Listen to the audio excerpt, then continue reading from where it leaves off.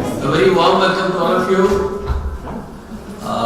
for this interesting session today, the book reading and panel discussion of this month. And we have a very interesting book to read, I guess. Into Great Depth of Your Being. So, speaks a lot actually. I'm sure the book must be saying a lot of things. I'm glad to have the author of the book itself here, Mr. Arul Dev. Please welcome him to the And joining him on the panel, we are going to have Mr. Jayaraman, who is the Senior VP, the Cognizant Technologies, and of course Dr. Sumathi Narayanan, who doesn't need much of introduction to this audience, but yes, we are very glad to have her also on the panel today, knowing that Mr. Arul Dev is also there on the panel, and it is going to be his book that is going to be discussed today. But honestly speaking, I have not interacted with them. I don't know what is there in the book, because that job is always shared by Mr. Vijay Balaji, who's been, kind enough to do this for us every month on month. So I would invite Mr. Balaji to come and introduce the speakers formally, and thereafter take the session forward. After about around 6:56 minutes, I'll open the house for discussion for questions. Thank you. Thanks a lot. Thank you very much. Thanks for coming. Okay, so let me again repeat the same thing which we always do month after month. Now, this book reading is not only about the book, it is also a platform for interaction, platform for sharing ideas. What we do is we choose a panel. We choose a panel in such a way that the panel members are used to addressing a large audience. We bring them to a small confine like this, so that there is a very productive interaction, especially with the kind of intelligent crowd here. We expect productive interaction between the audience and the panelists, and thus both are benefiting. Okay, so that's the idea. I am sure we are going to fulfill that today. Shall we? Yeah. Okay, right. So obviously the panelists, as the group captain rightly said, very elite panel, very knowledgeable panel, and the book is talking about the inner, and I will definitely introduce these people. They are all very well known to you, but as I always say, I like showing the torch to the sun. So let me first start with Dr. Sumathi Narayanan. Okay, shall we please give a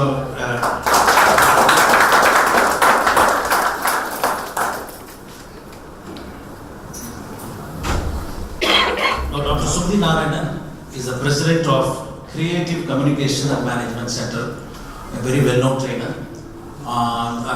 Is there anyone here who does not know her? Okay, but yeah, there are. Okay, she is very modest. She is a PhD in Human Development, a certified NLP trainer, and a very her programs along with Guruji is almost I think 90% of the NLP trainers are Aramudam and Dr. Sumathi Narayanan trained here. So almost everyone knows them. So please give her a very big hand. Next I'm going to actually Mr. Arul Dev is the author of this book. A wonderful book into great depth of your being, and it has really got a potential to help you discover what you are and how to use your inner to face the outer. I'm sure it's going to enlighten us, and I'm sure you're going to make it very interactive. In fact, what I've done, I'll tell you, Mr. Arul, I've actually told 2 or 3 people here who specifically told me you would like to know more about the book. I said, yes, we have really come prepared. We are going to satisfy your hunger for that. But I've also told them, take them to task. Okay. Take the panelists to task. Okay. And make it as attractive as possible. Did I do that, Mr. Chitranath? Did I tell you? Yes, yes. So he's there he is. Okay, right now. So now this is going to be interactive, I'm sure. Mr. Arul Dev is the director of People First Consultants, a very renowned HR consultant and a change maker, a guest faculty in IIT Madras and IIM Kozhikode. He is a fulfillment coach, integral development facilitator, and inspired entrepreneur. I like this word, the inspired entrepreneur. Okay, please give him a big hand. Obviously, the special guest, I would say, and the chief panelist for the day. Can I, with your permission, okay, I'm telling that, to Sairamkumar Jayaraman, please join the panelists. He is the Senior Vice President, Quality Engineering and Assurance at Cognizant Technology Solutions. He's also, some of his works are amazing actually, what I saw actually. He's a trustee for some of the foundations which is involved in actually very practically grooming children, and also a lot of activities have been. I would actually wish if you can start, if you can just tell something about your trust and then we can get started actually. I thought I will not do that, I'll ask you for that. So it's all about the book. I know that. That's why you start that and then we'll start with the book. Yeah. A group of friends, we are running a school called Sairamkumar Primary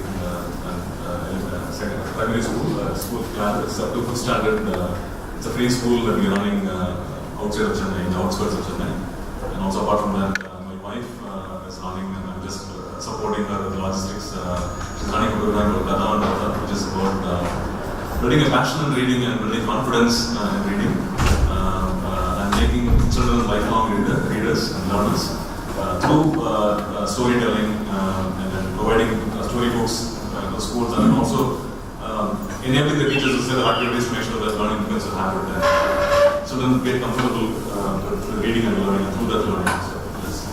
Thanks, Rod. In fact, the idea why I asked you to do that is there's a very clear connect between the three people. They're all doing something really to connect the inner to the outer. Over to you. Over to Dr. Sumathi Narayanan. Please take over. All of us, when we came, we have brought our inner selves with us. Outer body is here, the inner selves are also coming with us. But how many of us are in touch with their inner self? Sometimes yes, many times no. So it's a very fascinating journey of. I find this book fascinating because very often when we say, look at your inner self, and people say, oh, that's philosophical. I'm not cut out for philosophy. I'm not, those kind of deeper things are rather not interesting. So here is an answer for that, because this is very practical from somebody who has used every page of what he has written there. That is what fascinates me about this book as a trainer, as a counselor, because if we can, each of us can get in touch with our own self inside, then we'll be able to be more sensitive to the other people and their inner selves, and so we can have more harmony and happiness in our life. Exactly how we would like to take the panel forward is something which will be very dynamic. Curiosity is what I would like each of you to have about the book, and if you have any questions, you're most welcome to shoot them now or after we finish a set of discussion. If something is there top of your head and you want to ask, your inner self is asking for it, you're welcome. Now, I'm going to count to 3 and then I'll proceed. 1, 2, and 3. No questions. Now this is where we have to work on. And that is fine because it's not prepared for that. As Vijay was saying, this book talks about our inner self, which is, we have 8 parts of our being. I think the best person to summarize that would be Arul Dev. So would you talk about briefly a couple of sentences about each part, so that it will be easy for people to understand where we are coming from? Absolutely. Okay, so we talk about self-awareness. We want to find out what's really going on within. Most often it's very confusing. You are aware what's going on, but it's not very precise. So the attempt was, actually the book was more written for myself, to be really honest. Okay. Because what I discovered, as I'm going to take like a couple of minutes, so do 2 things. This is why I said, every page you have used. Yeah. You've lived it. Yeah. So, the book was written actually for myself. So there are 2 reasons for that. One is, for people who know me, I'm normally a very invisible guy. If somebody comes to my home when I was in school, I go inside the room and I'll be pretend I'm very busy. I was that kind of a guy. I kind of knew that in my life I had to do something much larger. And that's where this book is the starting point. So the book was actually disclosure, revealing what's actually going on within my own inner being, and what's actually the work I've been doing for the last 8 years using this book, working with different participants, what actually happens within them. So the book it looks at 8 parts of being. So for example, when we put our attention inside, there's something happening in our mind. We are thinking. There's something happening in our emotion. There's something happening in our energy. There's something happening with our senses. There's something happening with our physical. And beyond all this, something is trying to guide us. It's a little confusing, and sometimes these fight with each other. Sometimes they cooperate with each other. Something goes higher. So for example, you may emotionally connect with somebody too much to a point where the mind action becomes a little bit lesser. Okay. So my whole interest was to really very precisely, map this. So I chanced upon the works of Sri Aurobindo, which for me gave a very, very precise understanding of this. So following what Sumathi said, the mind is divided into 3 parts here. One is the part of the mind which is looking outside for data information. It also stores whatever has happened in the past. That's a fixed mind, objective mind here. But if you only live life with the objective mind, it's very difficult because there's no creativity, there's no fluid. So the other part of the mind here is referred to the idea force. It's a mind that can go very fluid, go very creative. But we have so many thoughts, so many beliefs that most of the time our mind is noisy. Something or the other is going, and they are actually colliding with each other. So that is resolved by the third part of the mind, called the pure mind, which can connect different thoughts and patterns and see the connecting threads. That's the 3 parts of the mind. Then we go into emotion. Okay, the real emotion that is working within us. Emotion is what helps us to connect with each other, helps us to connect with animals, helps us to connect with the nature. It's a direct connect if you really tap into the emotion. Then you have energy, the power, the dynamic energy which moves, churns, moves forward. Then you have the domain of senses. The domain of senses we are very familiar. Psychologically, it's also the place where we want to have fun. Our comfort is important. And then the other part is the physical, which one part is about body and health, but it also has a psychological component of habits. Anything that is formed creates a habit. To undo a habit, you have to repeat something. So these are the 7 basic parts. Beyond that, there's something very deeper. You can call it soul, you can call it, something that's guiding you in your direction as an individual, as what you want to do in a company, whatever. That's what we refer to as the deeper self. So this is basically when we say inner being. The whole book is written to trigger an experience. So each chapter is one part of being. By reading it, the attempt is that something of that part of being gets triggered in you, gets revealed in you, and it's a discovery for yourself. Back to you. So that's what I said, everybody's got their inner self and you really have to use the book to learn. Exactly. One of the things that we use, what is the practical use of this? This is a question that many of you might be having. I see you nodding. Do you have a question? I don't know. It's good to have questions. Mine is very challenging because when somebody says, please ask questions, we don't. And in our mind, sometimes when people say, don't ask questions, we want to ask. So maybe we should try the others also. Please, no questions allowed. So happy. Till we decide, yes, you can ask a question. Would that be a good way to start what we say? I have a question. Yes,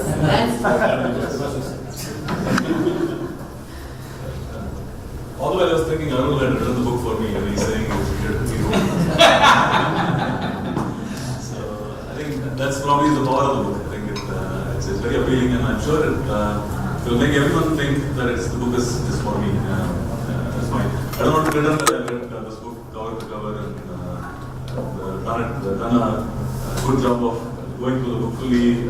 It's impossible to do it in a few days, in a few months. It has to be, from whatever I know of the book, what little reading that I've done, it takes, it's a book that you can have as a guide along the journey. And I read it as many times, refer it, and then also read it in any sequence it will make sense. Without any ado, I think this is all about bringing your focus into the inner being. We give so much importance, stay connected and attached to the outer most of the times or many of the times. And get deceived by the outer outdoor performances, and if I just relate the corporate world to some of the industries that we are in, there's so much focus on skills and competencies and developing that and improving. There's a lot of talk about jobs going off because of automation, and reskilling is important. And Arul puts it very interestingly. He says if we just focus on outer, we can hope to make progress. But if we have to really evolve, if we have to move to the next step, then we need to focus more on the inner being, which is kind of the 80% of the iceberg. All of us know we only see the tip of the iceberg, which is the outer, and then the inner is so important, so large and important. And I'm sure you will have a lot of time to reflect upon when you go through the book. That's what I experienced. When you go through the book, you will, without anybody prompting you, will be reflecting on what things you went through in life, and what challenges you faced and how you addressed them, and what parts work well for you of the eight parts that Arul describes, and it's kind of a mirror. It's kind of a mirror, and I found it very interesting. That's my first impression on the book before we delve deeper into that. Right. Since I have read through a few chapters, one of the invitation he gave was, is it my book? Invitation he gave was, you don't have to read it from the first chapter to the last chapter. You can read it any page. So that gave me a lot of flexibility. Otherwise, one person who wants to start and then finish it, summarize a book and then, not memorize, but summarize. So it was that freedom to choose according to what we need today. If I find my emotion turmoil and I go to the emotional chapter, I have some answer there, some procedure. It is not enough to know I'm upset. We also want to know what to do about it this moment when I'm upset. That is where the practicality comes. Or even health, for example. You're very right in saying habits. So, although many of us are committed to making ourselves a refined human being, better health and all that, the snack we had outside is not very healthy, but we enjoyed it. We can't deny the fact that we needed it, and then we had it, and then no guilt feelings. So this is one of the things that I realized for myself. How do I say no at all? When I also went and had and came, and so I'm asking myself, on the one hand I know that it is not healthy for me, and I want to cultivate the habit of healthy eating, and I did not do it. So when we are in that kind of a conflict situation, what is something that somebody can do which would be helpful from the book? Okay. So one of my experiments here with this whole book is that each part of being, we need to understand its nature and work directly on that. Often we work from the mind into something, emotion, senses and all that stuff. So the nature of senses is to create. So the senses and the habits are pretty close. The nature of the senses is to create, and it is going to do its job no matter how intelligent we are, or we may be the vice president or what. But the senses do its own behavior, you know. Now, one of the things about this, if we want to evolve as a human, our inner has to evolve, you know. So the senses have to evolve. So how does the senses have to evolve? It's a question of teaching the senses to choose something that is more nourishing and aesthetic, and that we can do if you can actually put your attention on the senses directly. And that is where the support of the emotional part also comes. See, the idea I'm getting is, you know, we can't evolve one part without involving another part. So when we want to evolve one part, we take the support from another part. We take another context. For example, when I read the idea force and the objective mind, those chapters, some things caught my attention. So idea force says come up with a creative idea. And unless you have the data to support it, like in an organization, if you have a new project, how would one go about making it a reality? I'm going straight from one chapter to another because this is where the practical application in the workplace comes. What would you like to say about that? How many of you haven't heard the word digital? How many of you have heard the word digital? All of us, right? There's so much of talk and reality and hype about digital, right? Digital, many definitions for digital, enterprises looking for digital, what they mean by digital transformation, what we mean by digital business. One of the definitions that's very appealing to me and commonly used is digital is all about reimagining businesses. There is an opportunity to reimagine the way in which we do business. by taking advantage of the newer technologies, newer processes. So imagining newer ways of doing things is so very important. Imagining is so very important. It is kind of not considered so very important sometimes when you look at the skills required to accomplish the newer things. We are so focused on the outer, and imagination is all about developing the inner being to help. I am very conscious because I'm sitting next to an expert and pretending to be an expert. So getting very conscious, but so that's the when we are actually working with our customers, when we bring teams together and then try to help bring value to customers, help them undergo digital transformation. The essence is all about reimagining their business. And we take the ownership for reimagining our customers' business. And there is imagination also. Arul deals with very interesting area. Sometimes imagination is seen as I imagine myself to become successful in something. It's not about then that is not an imagination or a dream worth pursuing, or it's not. It's much more meaningful and purposeful imagination if we have a larger goal to focus on. Like for example, how do I deliver value to my customer? How do I make my team successful? And those kind of and that gives a purpose to the imagination. And the challenge is also how do we make the team imagine, have a shared imagination? How we can bring in a collective imagination, bring in collective creativity to solve a problem. And there are structured tools and also thought experiments, I would say, that Arul had spread distributed all over the book. I think makes it very good. So that's how I relate to the world I'm coming from. True. Imagination, how it is so important, and how it is so important to drive a collective imagination and make imagination purposeful to solve problems. Yeah, in that process, one has to quote a few points from the book. One has to be imagining it has to be non-vital creative image. We need to know how is something which is purposeful and what is something that is coming from our surface wish, power or emotions, which may not be fruitful towards a goal, towards the organization goal, towards a group goal or towards the customer's need. So in order to transcend that, each of the team members need to understand where is my imagination coming from. Is it coming from the organization's need or is it coming from my personal need? Then only they will be able to synergize and then create something which is a value addition to the customer service or whatever that they are engaged. So this is where when each person in the team focuses on the task and not on their personal agenda, then only the task will synergize. This is what I feel. Yeah, I picked up from the book. Yeah. So I'll just add on. I'll take what you're saying from a corporate perspective and I'll say, so for example, those of you who have some taste of large organizations, it's all data. You know, whatever you go, you have to show me the data, what is the benchmark, etc. Now that has really become strong in organizations. So that part of the mind has become really very good. Now, one thing we need to understand is every part of being, we are transacting something. So in emotion, we are exchanging emotions. In the objective mind, we are exchanging information. The idea force or the creative mind, we actually internally exchange, it's the domain of images. So if you carefully watch over the last couple of years, images is popping up, even on Facebook. It's not the words right now. You have to move to the visual media to communicate.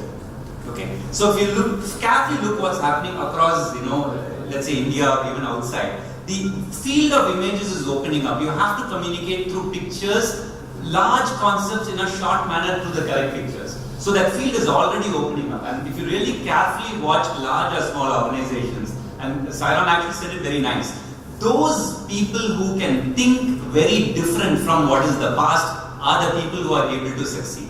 Those people who have too much of baggage or even best benchmarks are literally struggling. I'm a consultant, so I know what's happening in organizations. They're literally struggling, and some of these people would be top performers from the past. Really very good. But suddenly, they don't have the visual skill. They don't have the skill of imagining. Can we put our mobiles on silent? Yeah.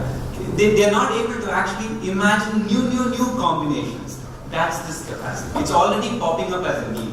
Now, you cannot do it on the outset unless you build the capacity internally. One of the concepts which fascinates me and I want to share about that is when you say when they are caught in their own perspective, which is the I-frame concept. Yes, yeah. The objective mind chapter highlights that, which I had also posted in my Facebook. But those of you, thank you. I was missing this. I won't read it. Voice now the mic is on. Okay. It was clear. So audio. Yeah, it was clear enough. That is right. But then The mic actually just came on. yeah. Which is the attachment to know in page number 20. Now, I know the fixed viewpoints and ideas use a metaphor. If you are interested, I will read that. Would you like to? Would you pay attention? I want to loud yes, otherwise it is difficult. Yes. We are not in a teaching situation, so I just want to share. You can visualize and imagine as I am reading. Just one paragraph. Is that okay? Let us, this is page 204 for people who have bought the book. Let us use a metaphor to understand our current condition. Let us imagine ourselves in a predominantly dark room. The room represents our mind. Imagine there are some bubbles floating around the room. These bubbles represent our thought formations. Some are solid and dark, and some are lighter and semi-lucent. The floating bubbles are varied in their colors. Outside the window of the room there is a beautiful scenery. A deer walks gently on the grass with a bird perched on its back. Visualize that. This represents one external situation or data present in the world. Every moment the scenery changes with the deer in a new location on the grass. This represents their external reality is constantly changing and it is not static. Imagine that you are watching this scene from the back of the room. This represents the inner eye with which you see the contents of your mind, through which you are looking at the external reality. As you watch the scenery, bubbles float in front of your eyes. Some block the scenery, some change the color of the scenery. As you look at the scenery through the colored, translucent bubbles. And some give a clear view.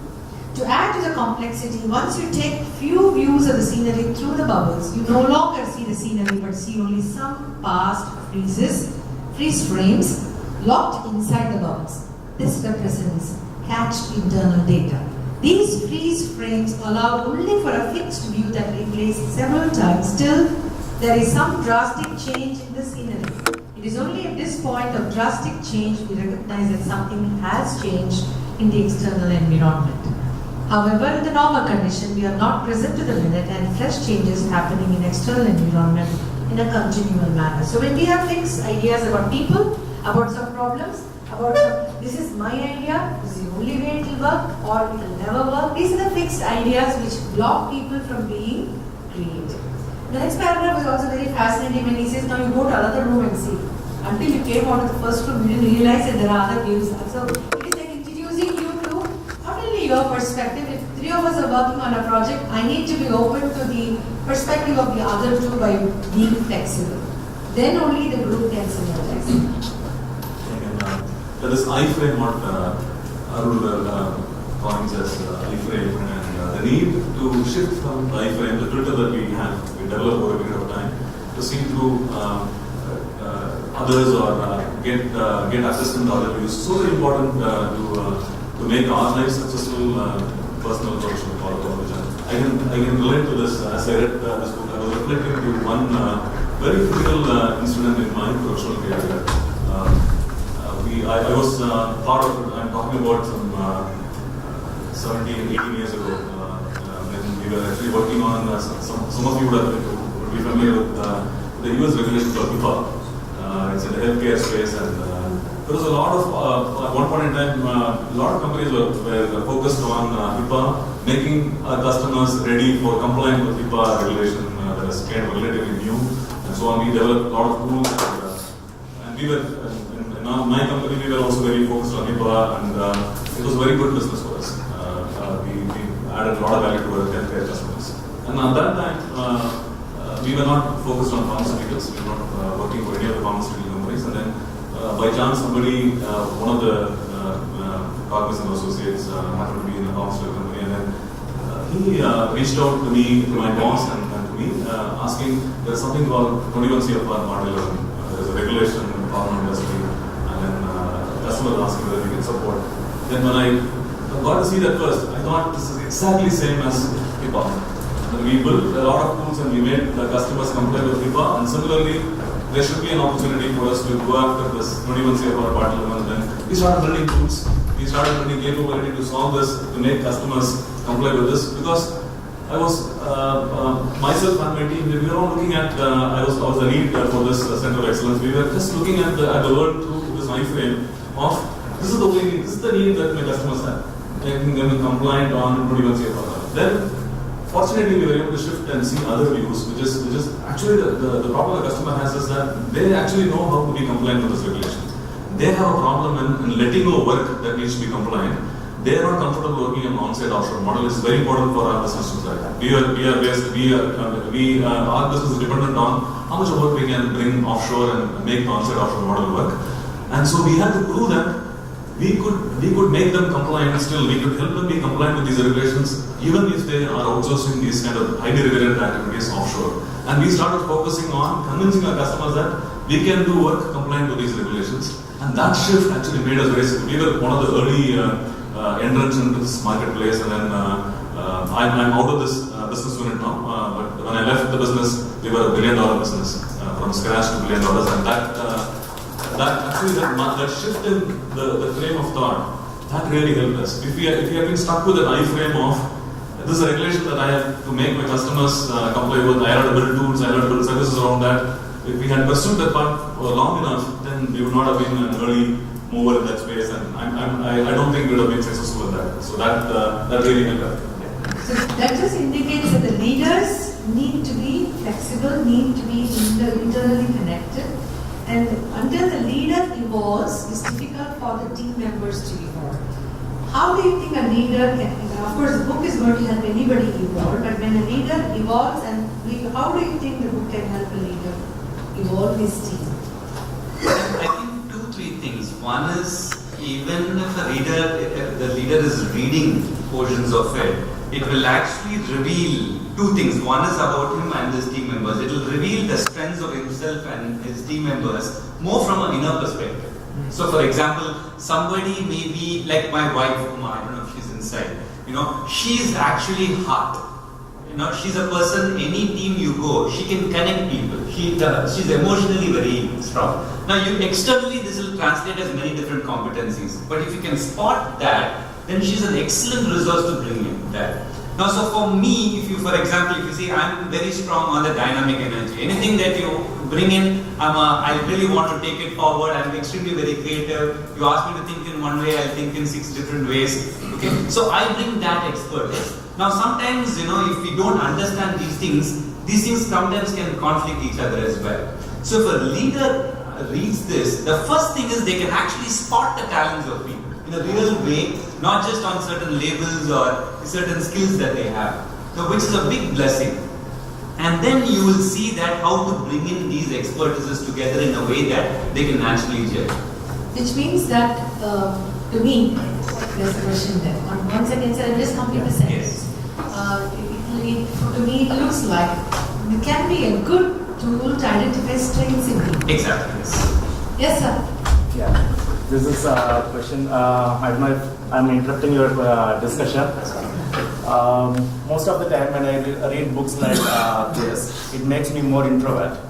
Okay. So when you are saying it helps you to think about my being through this book, will I become more introvert and not connect with people, or will I be able to connect with people more? Okay, the question is directed to me, right? Yes. Okay. I haven't read this book yet. Yeah. So if I read this book and I want to follow this method in learning about my being, and I'm not an island. I want to connect with people, different people around me. Yeah. And how do you think I can take this idea to the other people? They say my wife, my child. So if I read some insight in this book, Yeah. and if I have to take this, should I have to say to other people like there are 8 beings in your 8 parts in your being, and So, how do I practically convey it to the other people? okay. So I'll answer this question in a couple of ways. I'll take the first question first. Will it make you an introvert? Yes. All right. I use this book to come out of my hiding. Okay. And I consciously knew that there is a work to be done. And this whole book was an inner transformation for me, because Like for example, there's somebody senior I know. His description of me was the tortoise. I put my head out, I put my head back in. So in the last couple of years, he's seen me and he's now surprised by the amount of, I have my hands and wings open and I'm actually reaching out into this world. So the book was, the book, so for example, if you see the deeper self is an inner connect. It's an inward movement. Okay? The dynamic energy is an outward movement. The emotion is naturally an inner to an outer connect. The objective mind is actually a connect with information, like I can observe things, I can grasp knowledge. One of the things that is actually the center of this whole 8 parts of being is to connect with each and everything. It's to connect with knowledge, it's to connect with people. So actually the attempt has been to really go inward and not shake, to be centered, but at the same time manifest a lot on the outside. That's the attempt. So I'm still on the first answer. A couple of people who are reading the book, there's one lady who read the book from Pune. It's a very interesting phenomenon. She could actually guess pages ahead, and that's similar to what Sai is saying. It's written in a manner that it will actually speak and you create where you are. It creates your own journey there. If you need to go inward for some time, then that will happen because that's what you will choose and that's what you will focus on. As Sai said, you don't have to read the book in order. After the first chapter, you can play wherever you want. Okay. Now, in terms of sharing this with others, it's not to go and say, now you have 8 parts of being, let's now create some kind of a dogma out of it. Absolutely not. In fact, one of the things that each chapter ends with, teach it with others. You should actually play a game. The game is spotting. I should spot, let us say, your talents in each and everything. So it is to spot and play rather than to convert this into another, okay, now you learn the 8 parts of being. So by sharing it and spotting with each other, naturally, that each chapter will end by teaching this to another person. That way you can share. Can I add on to that? Yeah. As a trainer, I can say this. When you say one is introverted, they don't like to express many things outside. Simply put. When an introvert reads the book, he'll understand his own inner self and actually be comfortable expressing because it comes from his deeper self. So the expression, let me not use the word extroversion here, whatever expression he does will be from his inner self about which he'll be very comfortable. Not in the eyes of the others, but it is very important to be comfortable within one's own mind. This is what I would exactly. That's the center. That's the yeah. center that you're not shaking inside. And when we internally change, and the change is from the inner self, other people will notice and become, especially in the first circle in the family. So we don't have to teach them. They will ask, what happened? You're different. Usually when I shout, you also shout. Now you're not shouting. So what's happened to you?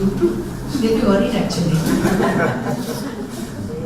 This is one thing that happens when the first circle changes, but they only have the power to reinforce the change.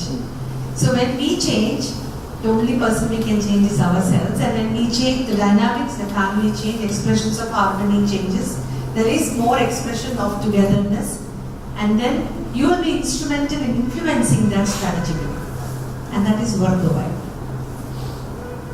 Thank you for asking the question. So you made a beginning. What do you call that in Tamil? In Chennai, it's called Boni Padiyas. So I want more questions as we go on. Ajinkya sent me a message. Can I ask questions? I'm wondering when will he start? 4 or 5 days back he sent me a WhatsApp message. Will we be allowed to ask questions? So, floor is yours. Actually, I was waiting for the discussion to finish. Okay. Yes. So my question was, since you know me from long time, and I have gone through this experience because I have taken his course in IIT Madras, self-awareness. So I was actually in that part when the book was being published and being written. So that book has changed me also a lot, and exactly this is what happened, that people started to ask me that, oh, you are not that way, how we used to see. We are not the Ajinkya we know, we are the new Ajinkya, born again. Okay. So, my question was that I have not gone again through the complete book, but I have gone through several chapters that I think in course also, sir, you mentioned that we all have a natural tendency. Yeah. Something will be more I mean, we have tendency to be like emotional, or in the case of mental, objective or idea course or whatever. So what my question was, how can we develop the other part? For example, if I want to go into or if I am in a career in which some other part is needed, for example, objective mind is needed, but I am weak at that, how can we deliberately take steps to So maybe, you go ahead. The chapter on objective mind gives you exact steps, small steps that you can take to make big changes. So once we identify, the trick is to identify where you need to strengthen. And then you use your strength to focus on the area you want to strengthen. Follow the steps that are given. For example, in objective mind in that chapter, I just go through one point that can immediately give you an answer while he answers from his own perspective. I jump into it. Yeah. Because I want, please. Okay. So let me rephrase that. I don't know if everybody understood this question. Everybody understood this question? Shall I Okay. rephrase it? You can His question amplify. is- Okay, let me just. So what he's saying is you have 8 parts of being, right? Naturally, you will be good in something, but some things may not have been developed because of education or work and all that. So his question is, if something is naturally built and something is not, how do I do it? I'll give you the shortest cut method. It is absorption. Absorption. Osmosis. You remember osmosis that we studied? You watch somebody who is good in something and connect. See, this is exchanging. Our emotions are exchanging. Dynamic energy is exchanging. Normally, when you are not good in something, I'll give you an example. I have moved with people where if their dynamism is not there, even if we bring a little dynamism, they'll say you are too aggressive. You understand? Because they can't bear it. Okay, so if your some part is not developed, you either resist it or you feel, oh, you're too much emotional, too much this thing. Open it. So if, for example, if your emotion is not fully developed, connect with somebody who's super emotional, but open that and just absorb it. It's freely available. Absorption is the best method to develop the part of being. You see, somebody who's good, absorb it. He's good in creativity, just watch him, see how he's doing it, and it's not just doing 1, 2, 3, 4 what he's saying. You won't get it. You'll waste a lot of time. It's putting your attention and connecting to his being in a way. Don't ask me how. Okay? It's just putting your attention. Slowly what will happen is you will rob something from him or nothing will go away from him. It will just rub off into you. It's the best method. And that is why each chapter is written so that when you read it, something will rub off in you. And I think you will remember that each chapter is created from the interactions that came. So I've taken the best of people's part of being and embedded into that. So you absorb. Whatever you feel is not great, open and absorb, best way to absorb. Sometimes it's very important to change the outer so that we can develop and strengthen the inner. And again, I can also narrate from my own Yes, experience. please. Yeah. How many of you think getting 100 marks in a subject is difficult? It's difficult. It's More difficult. difficult. You should more difficult. Very easy, fine, everything like that. So I can say from my personal experience, I can challenge you. It's very difficult to get 0 in the subject. you think getting 100 is because I have got 0 in subjects. Don't go by. I may seem like a person having been decently successful in academics, but I have a very great past. Up to 9th standard, I failed in almost many subjects in a year, and then 9th standard I was promoted at the warning. I was in those days teachers come at the end, last day of the school, those teachers will come with report cards stacked in the order of the rank. So if you're not called, if you're not given the report card sooner than otherwise, start buying your stomach. And I got the last report card, and the teacher said that I don't know. We are sending you to 10th standard, but we have no hopes on it. That's how I was. I got 0, and then when I got a 0 in science, the teacher showed it to the class and said, I don't know how somebody can get a 0. Like it's very difficult. It's very difficult to get a 0. Very difficult to get a 0. But I have that achievement. And, After write everything, to get a 0 is difficult. right. One line there. Please, yeah. It's like motivators do, motivators do not do. It's very difficult to survive. And you have to work hard to work at 0 years. So something happened. I can't explain in a few words, and probably I can share that experience. But something went inside me. Something changed inside me, and I just finished, and I decided that I have to change. I don't know for my own good. You can call it grace, whatever. I decided that I had to change. Then I figured out somehow that I had created a clutter around me in that school. That everybody thinks that I'm no use.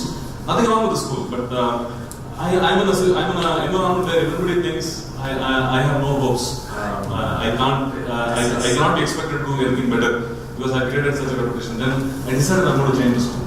And then I went around on a cycle all through the city, and then I went to schools on my own, met with the head of the institute, said I need a seat for nobody would give a seat at my standard. Finally I got a seat in January in a different school, and I came school first in that school. In 1 year, there is no way I can be trained to get. Suddenly I cannot become studious. Suddenly I cannot become good in maths and science and everything. But that inner change actually helped me to get the skills. It's not just if I had focused on skilling, then I would not have evolved. It would have been only a little progress. Instead of getting 20, I would have got a pass mark of 35. If I had evolved, and that evolution and that change, inner change was also possible because I could move to an environment where I had no outer clutter. That's very important. So I thought it was related to what you asked and said. I think it's a brilliant example. It just proves that it is. So you wanted to ask a question? I thought when you said you got only 1 0. I thought you would have got 2 zeros. But instead of 1. I wish I had. That was original 0. It already prefix. It just shows that once the inner change happens, the outer skills just fall into place. After reading this book, I thought, see, that was kind of an accident or that happened.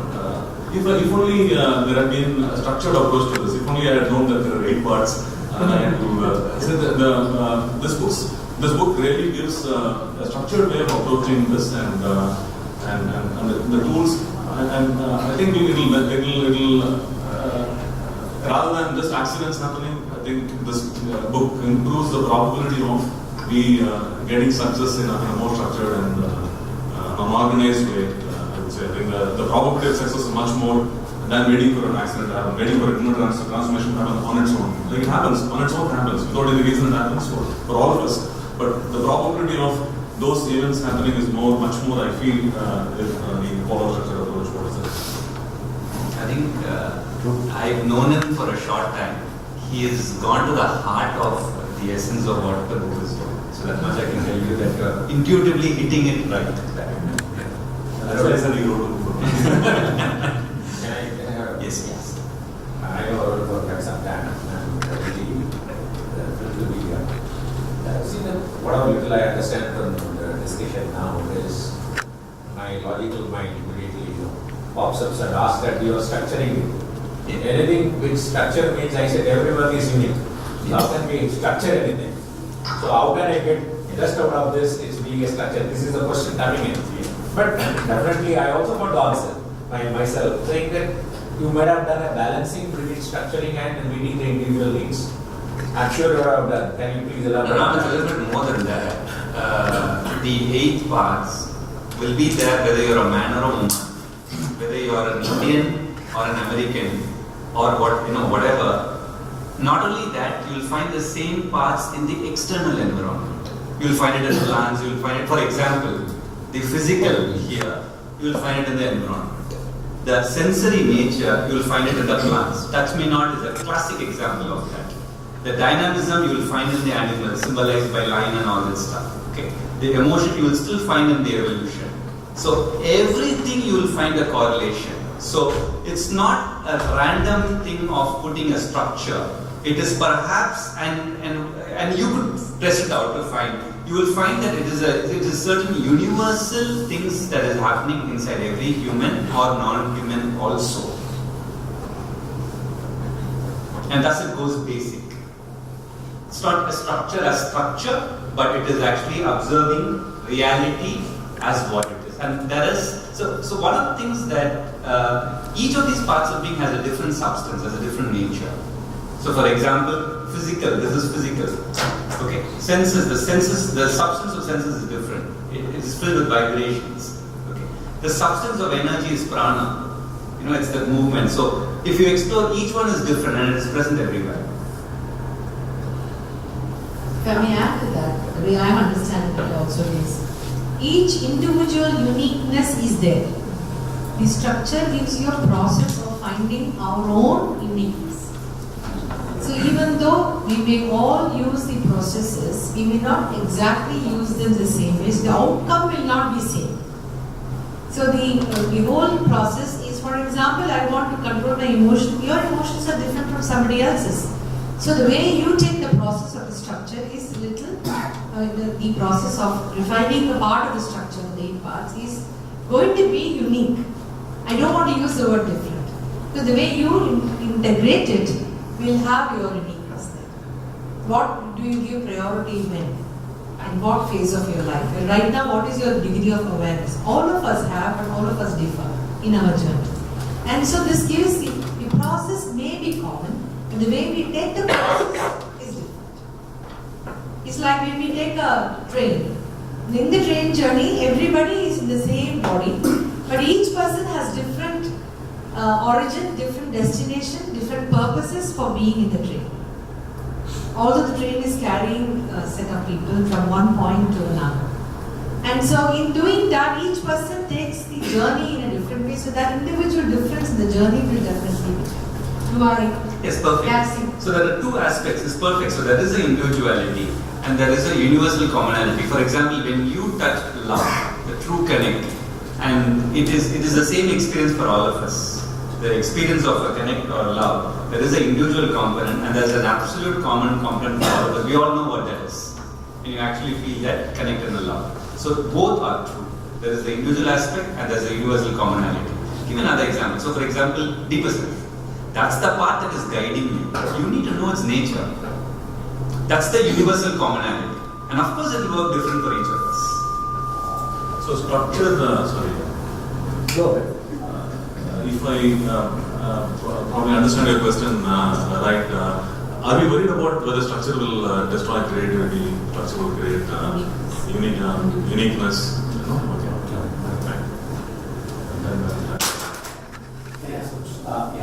Okay.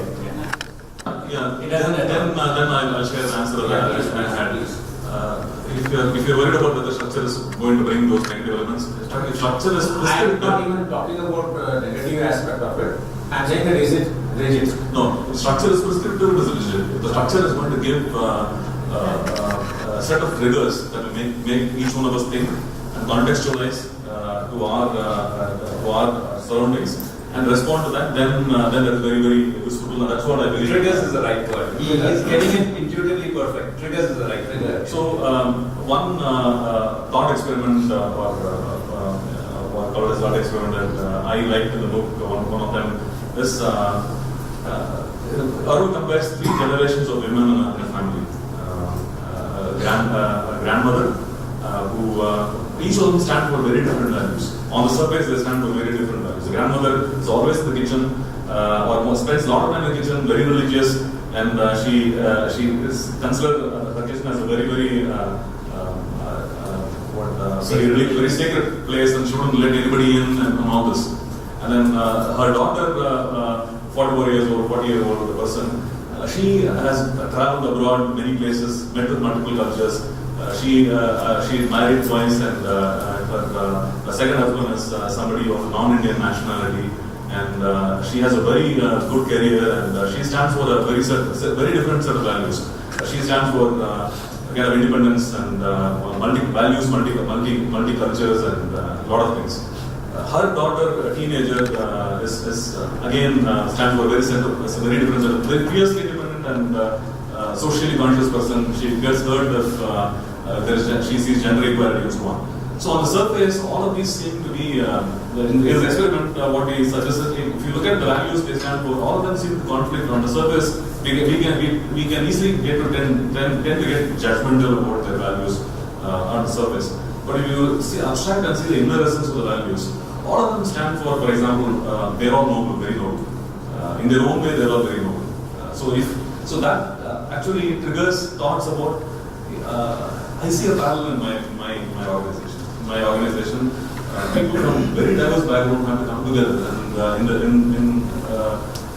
one of the latest trends that we see is that there are not large teams anymore. People have to come together in pods, what we call as pods or scrum teams. And then diverse teams have to come together for a short period of time and accomplish large things. And then how do they see gel very well? How do they see the inner essence of values among them? They come from different backgrounds. And then Sumathi and I had a conversation outside about how some of the marriages fail these days more frequently than before. It's about two families coming with totally, it's not totally different values, similar background, but on the surface it looks similar, but there are a lot of conflicts between husband and wife because each one thinks that the other brings a different value. But if you can connect to the inner essence, then a lot of problems are solved. We see the oneness. And that's the kind of thought experiment that will trigger a lot of ideas. You can connect it to workplace, you can connect it to marriage, you can connect it to so many other things. So that's the structure that Arul is providing, I believe. It's not a structure that is regimentalized or making it. This I'd like to point out here about from the point objective mind. Just one step here. It says clarify what you're seeking, clarify what your focus questions are. Questions are the mediators and linked to mental filters. So once you understand, I am looking at the world like what I read earlier, mental filters. Is it possible that I may be looking at a filter and remove the filter, the way I see the issue or the person is different? Then this opens up that possibility. The process is what is very important. That I connect with the appropriate process which I need. Those are enough processes. Andrew had a question.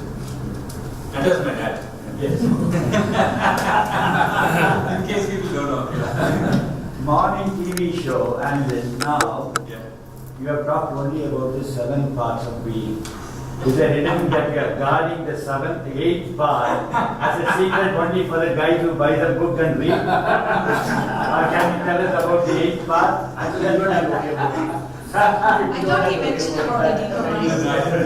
That's the trigger question. So that's he's talking about the deeper self. So I had something today morning in the TV. So I said 8, but I described only 7, and I kept quiet. So the deeper self, and I'll answer it in a very practical way. You know, so I'm in a family, I run a company. Something within us, if we can actually sense in the moment, and I'm not talking about sitting and meditating and then coming into work. Well, that's legitimate. I'm actually talking about as we are working, as we are doing, something is guiding all the time. It's popping up but the thing is, it's very subtle. It's very gentle. Okay? So if we can actually pay attention to that guide, so there are 2 components to it. One is a fundamental core aspiration. Something that if we are seeking deeply within. And if you get even a little bit taste of that, even if the fulfillment comes, let's say 50 years from now, 30 years from now, or it doesn't even come, the fact that you're getting in touch with that aspiration is joy. And I'll give you an example. 22 years back, when I was doing this exercise, I got in touch that fundamentally I wanted to discover and teach a life of spiritual evolution and material success. Actually, I don't know if you remember, material success I modeled from you. Spiritual evolution I modeled from mom. I said, this is my father, this is my mother. I want to take the best of both and put it inside me. Now that aspiration that started 22 years back is always constant. So when I translated it into an organization, I formed my organization, I had to keep it value-centric. That's my expression of spirituality. But it had to thrive. We have to be, I have this thing that in whatever I do, I have to be like 1, 2 or 3. I still have that, okay? So if we are doing something in an organization, we are serving clients, we have to be exceptionally good at that. That's the translation of material success. Now, this is guiding us moment to moment. It's a joy to stay in touch with that. Like for example, when I wrote the book, I'll write a paragraph and then I'll just sense it. If it feels right, I'll move forward. If it doesn't feel right, I'll wait till that clarity comes. So that way of living also gives a lot of intuitions. Like choosing a life partner or I mean, most of you are married except one or two people, or day-to-day decisions in life, everything can be a journey where you connect inside, and it is such a joy living life like that. So did I answer? Thank you. Thank you. Would you like to? You read, no? You read, no? No, I Vijay Bala has been putting up his hand very ferociously, so you'll ask him.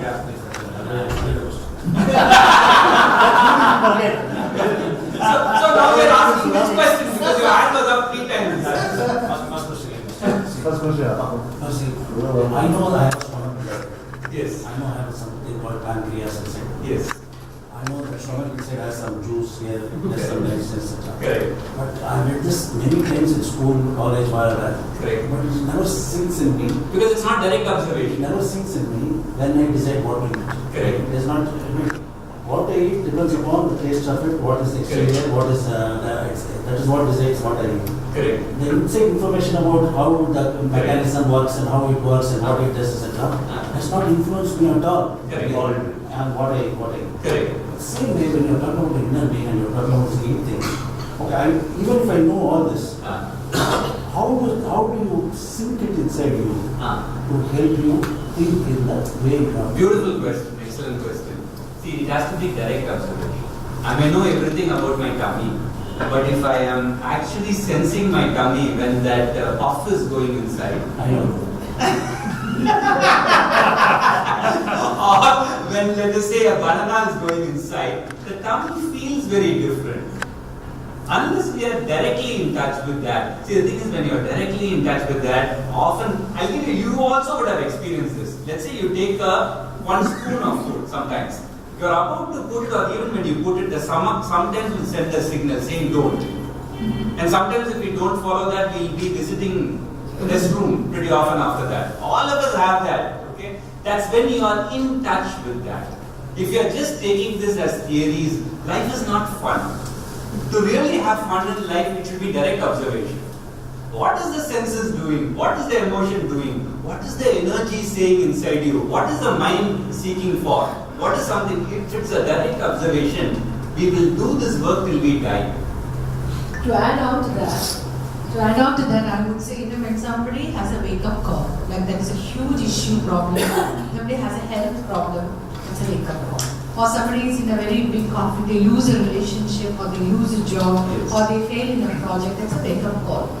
What is it that I'm doing that is wrong? And then that is the time people introspect and they can use it, and that is where the tolerance of these kind of situations in an organization, I don't see it happen. So they quit the job and they go on to another. And unless they transform themselves, they will carry the same habits to the next location or next role, and they will not be able to succeed. So sometimes people go down to the pit and then come up a winner. Like I would say the 9th standard experience, the 10th standard was a going down and then deciding I'm not going to fail anymore in my life. So that could be a wake-up call. What do you say? In an organization, there's no tolerance for this, there's no space for this. If somebody fails, then they lose. So it is up to the individual to do it. Yeah, there's a lot of focus and see, organizations have to succeed and the teams and people have to succeed in organizations. Organization is nothing without people. True. And we see often that the eight parts of inner being, first part being the body itself, the physical itself. I think even focusing on that produces a lot of beneficial, lot of benefits. Yeah. When we run a wellness program for employees, for example, when people start taking up running as a habit, that brings in a lot of change in outcomes. Marathon. Different kinds of running, long distance running is certainly one which is catching up, and it is also easy to promote and make people participate. And it is relatively easy and it is catching up, and that makes a lot of difference. Physical well-being itself. When companies start focusing on the physical well-being of their employees, then there's more connect satisfaction, individual satisfaction, and all of us, I'm sure all of us have experienced that.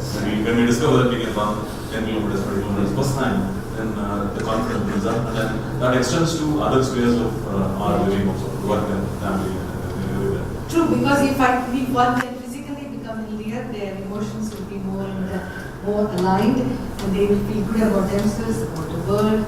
They'll sleep well, they'll eat well, they'll connect well, they'll feel happier. In fact, today is fashionable for this with all the young crowds here. It's very fashionable to wear short clothes and run in elite speech for marathon, any one marathon, for girls and for boys to wear wonderful attire for that, and then Sunday morning you should see it's amazing. Everyone is striving for that physical plus, which can be a beginning for evolving internally. What's the second question? Just one second, I just want to add some to this discussion from my own understanding. The body is very important to keep attention when we work, and I'll share that from my experience. See, most often, let's say when we are working, sometimes we take a wrong call. There's disharmony in what we are doing. If you are aware of your body will give that signal. Immediately it will give that signal. A lot of people, working professionals go through stress because they cut that signal, and later on you start feeling it. But if at that point, while you're working, you also have a certain degree of awareness in the body, when there is some disharmony, in whatever manner, it can be a value disharmony or you're doing something which is not so great, the body will give that signal actually. And thus it becomes a wonderful tool to have that presence while you work. For example, we are not designed to sit like this for 8 hours and work continuously. The body tells you to stand up, do something. But if you don't do this, then if you cut that signal and then force ourselves to sit for 4 hours, then you develop lumbar problems. Since you are talking about this, so I guess what I understand from Balaji is saying that one is my habit. Yes. Which overtakes whatever. I know it's not good for whatever that food outside we had, though I didn't have it today. Okay. Let's be clear on one thing. Yeah. It's a very well done puff. Yeah. It's a very well done. I understand. What my question is different. What I am saying is, one is the habit, and second one is the awareness aspect. Right. I understand intellectually that I need to be aware. And I need to develop my awareness, which will be more powerful than my habit, so that I overcome. No, you don't change. Each one has a way it's working. So for example, all of us have habits now, and habits is useful. A habit, if you really observe habits, a habit change when you repeat something. See, a habit is formed by repetition, habit is undone by repetition, full stop. You test it out. There is this movie, Charlie Chaplin movie, Modern Times. Some of you have seen it. There's a very interesting scene where he's screwing these things, and then the break comes, and his hand is going like this. There's a woman walking with a button, his hand goes. This is how we live our life. Habits are running constantly. You can only change it through repetition. That means awareness, right? Awareness and repetition. New If you are only aware. So, is there anything you are mentioning in the book how to do that? Is that? Okay. That's what So the new habit has to be repeated. Yes. So we need to ensure we don't indulge in the old habit. Good. And for 21 days we need to do. And if we stop in between somewhere, again from there 21 days you need to do. So that I'm challenging you. It can be 5 days also. I'm just joking. This is where all 21 days you need to do. And if you do in between stop, then again you need to do 21 days. Habit become, these are all the threads. But actually awareness can be so powerful, can be sweeping, and in one shot you can actually change it. Just about 5 days would be enough for us to change it. That's flexible our body and mind is. Anybody else? Now adding to So there that, are 3 per day. adding to that question, I just want to ask, whenever there comes a time of changing the habits, there will be a hesitation also coming along that I don't want to change. For example, like waking up early in the morning. So there will be. Be early in the morning by 7 o'clock? No, by the One wish is beaten to death by food. Yes, So, exactly. this is just example, not my personal, just example. So, there will be a hesitation that even if I want to break that habit, but there will be a hesitation that no, it's okay, I will do it from tomorrow, day after tomorrow, procrastination will come. So, can just being very much aware be a solution for this thing? That's what he said, no, here awareness is not enough, action has to be. So since I know you very well, I'm going to answer you very differently. Okay? So, if you look at evolution, let's say a human is very intelligent, right? What you're experiencing from the body is actually the resistance and the tamas of the body. So, human is very intelligent, no change and go, what's so difficult? The difficulty is because even as we are evolving, these other parts are part of us. The senses is a part of us, the tamas is a part of us. And remember that much of this evolution is both individual and collective. It just is not individual, it's individual and collective. You know, you could evolve individually, but if you are in a circuit, like he beautifully said that, it's outer and inner as well. If you are in a circuit which is reinforcing tamas, for example, you will succumb to it. Now, the light of the mind function is to give light. It can show light, but the tamas is not just changed by the light. It has to be changed by entering in its own domain and changing its capacity. Now, for example, people who truly exercise, which means that you're feeling that, let's say, the prana moving in the body as you exercise, that's a nice addiction. If you don't do that, then something feels not so okay in the body.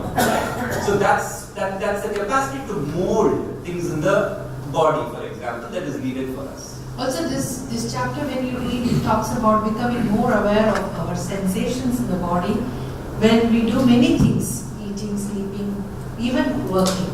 So when we are more aware, we start noticing things, noticing subtle changes because of the newer habits, and that actually reinforces us to be and motivates us to go in the new habit or cultivate the new habit. So the process is not just about do this, don't do this. It's about understand it, accept it. If you are wanting not to do it, understand what is the sensation about it, and then see which one it is you want, and then accordingly you change your priorities, and then you start acting. There is no kind of do's and don'ts here. These are all options available, and then you can take it up with a very accepting attitude. So would that be? Yes. What is there in front of you, what is there in back of you, are not important. What is there beside you is important. That is the thing, the concept you are looking at. I would like to know, is you are, by referring your being, you are covering both outer being or inner being. I have a question for you. You are the owner of one thing. You are the owner of one thing. But you never use that one. Others are using that one. What is that? It's a puzzle. Just asking you, because it has got some effect about your outer being. That's why I'm asking. You are the owner of something. But others are using it, you are not using it. Name. Name is the thing, you are the owner, but you are not using it. Others are using it. That is the that is outer thing. Same way, you don't know how you are. Whenever you go and stand in front of the mirror, only you know how you do. But others know you very well, how you are, how you look, what is your eye, what is your... So, what I mean to say is, outer thing also very, very important, like inner being. Exactly. So, your book refers your being. I think the inner is missing there. Being is both inner and outer. So, you refer by this book both outer and inner or only inner? It will have a complex, primarily the inner, but definitely the outer will also. The reflection will be on the outer. I just want to add on, not arguing here, but you say other people know us from their view, which may not be the you. They may know only some part of you.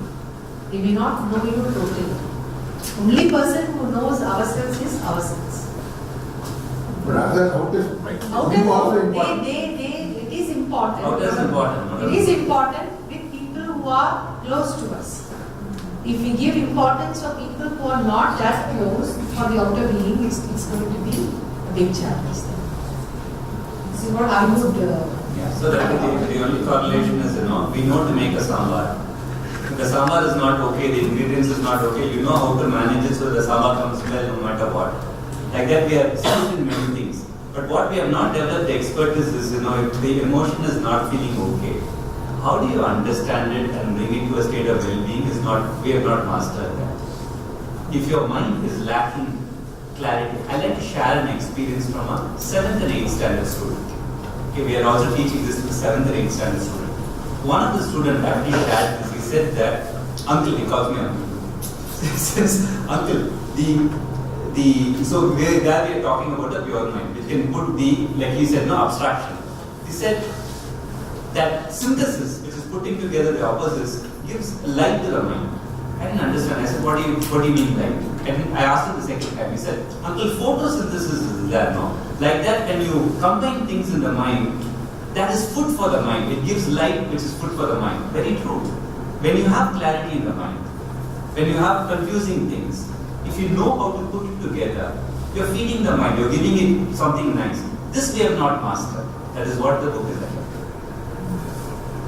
In a very simple way. There is one thing now, when Dr. Sumathi was talking, Yes.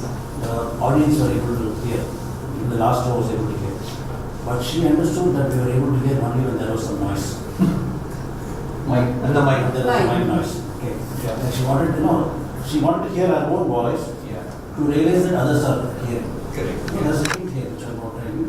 So, this is a perception. What I'm talking about is knowing ourselves. Do we know by the effects of what you are doing? How do you know yourself? How do you know yourself is what I'm asking for. But on the mic, I'd like to tell you one Or by thing. It feels nice, the vibration feels nice when you speak in the mic. It's a vibrational thing. Like for example, if I speak like this, my voice, and if I speak like this, the vibration is nicer. So there are two things in this.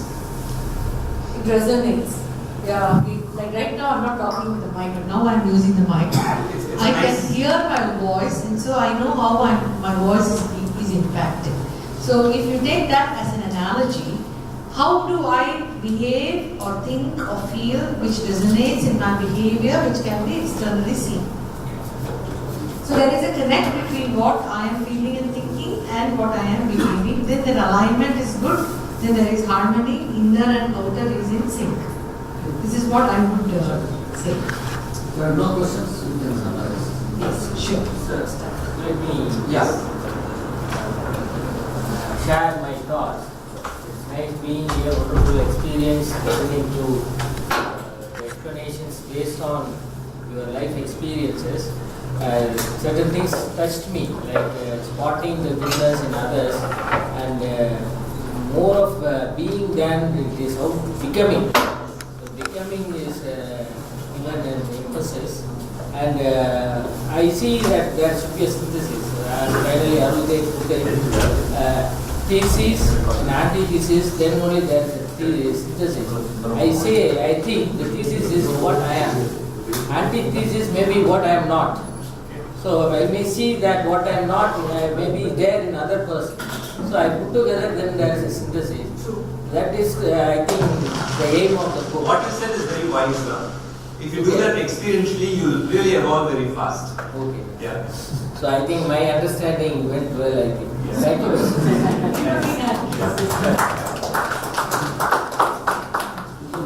One last one, just to wrap it up.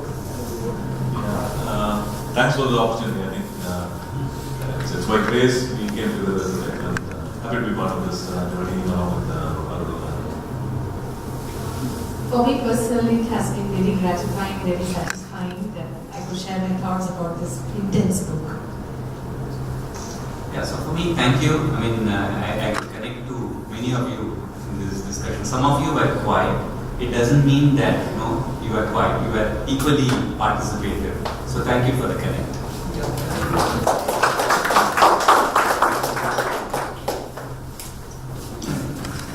Summarize and close the session. I must admit that I'm amazed by the looking at his. Actually, he may not be more than 45 or 40 or 45. 40. So I'm sure.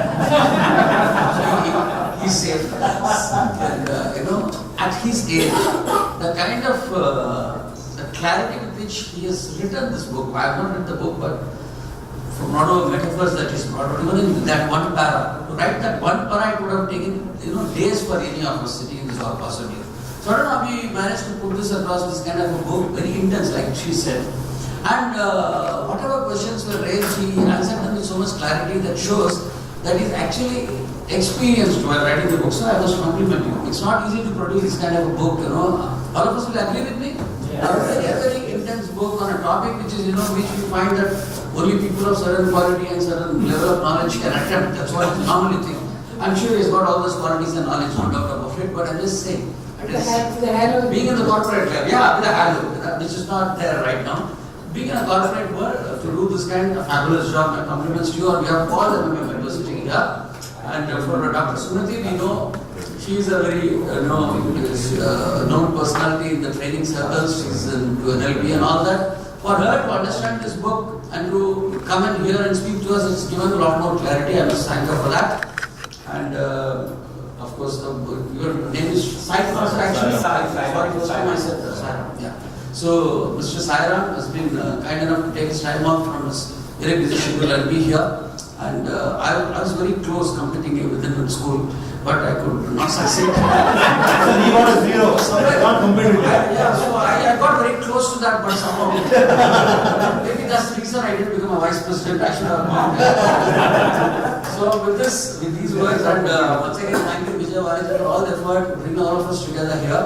It's been a fabulous session. Thank you, sir. Thanks for all those senior people sitting here.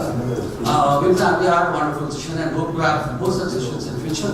Thanks for all of you, and Mr. Vijay Varaj has always have something to do. See, this is a CSR activity. Okay.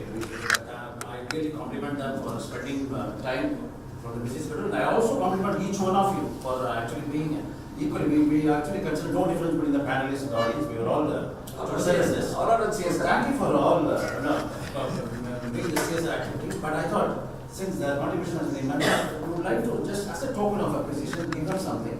And what we normally do is to give them a pen actually, with the hope that they will use it to write a book. We actually have one more. More sessions like this. So you mentioned this pen in the book.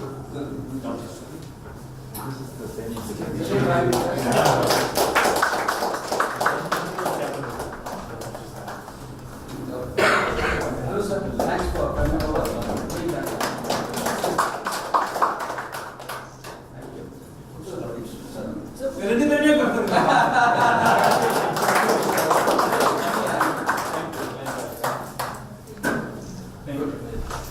Thanks a lot. The book is available outside.